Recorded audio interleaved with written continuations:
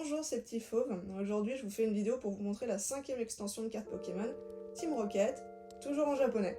Elle est sortie en 97 au Japon et Wizard l'a exportée ensuite au début des années 2000, avec toujours plus de cartes que dans le set original. On parle de 83 cartes au lieu de 65. Pourquoi? Parce que premièrement, à cette époque, Wizard avait l'habitude de dédoubler certaines cartes. Je m'explique, par exemple avec ce Arbok ou avec ce Nosphère Alto, Wizard a imprimé une version holographique de la carte et une version normale pour en faire une rare simple. Les deux cartes, elles avaient alors un numéro différent, et donc si on voulait compléter le set, il fallait les deux cartes. En plus, ça change la fréquence d'apparition des holos dans les boosters, et on était obligé d'en acheter toujours plus pour finir la série. Wizard a également ajouté à son set une carte qui était inédite au Japon jusqu'à l'extension Neo Expedition, je parle du Raichu Obscur, illustré par Mitsuhiro Arita, le même qui a illustré le fameux Dracofeu du set de base que tout le monde connaît. Ce Raichu, c'est la toute première carte dite secrète rare, c'est-à-dire que sa numérotation elle dépasse celle du set. Par exemple, le set Rocket de Wizard s'arrête à 82 cartes, et Raichu est noté 83 sur 82. Cette extension, elle voit aussi l'apparition de Pokémon obscurs. Comme on peut le voir sur la première page, c'est des Pokémon qui sont un peu moins sympathiques et qu'on peut aisément apparenter à la Team Rocket. Voilà, je pense qu'on a dit ce qu'il fallait savoir sur l'extension, on peut maintenant la découvrir ensemble.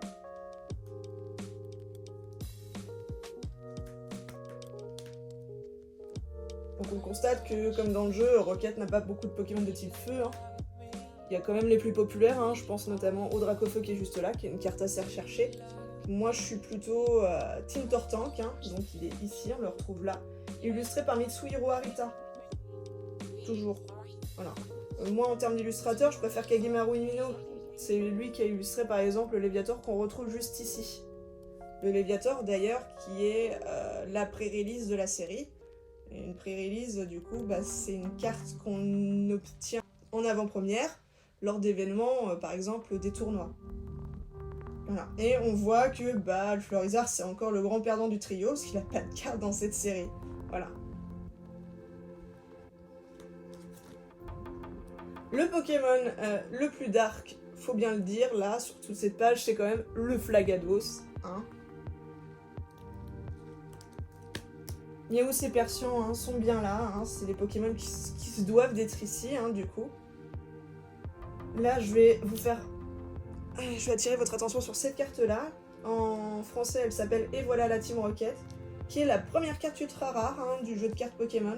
Une rareté qui est au-dessus de celle de l'holographique.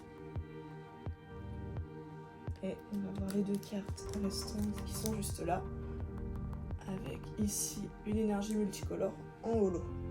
Voilà, j'ai fait le tour pour ce set. Je vais maintenant vous montrer les cartes holo en gros plan, pour que vous puissiez mieux voir les illustrations. Et ensuite, rendez-vous à l'autre timecode si vous voulez voir toutes les cartes de l'extension d'un peu plus près.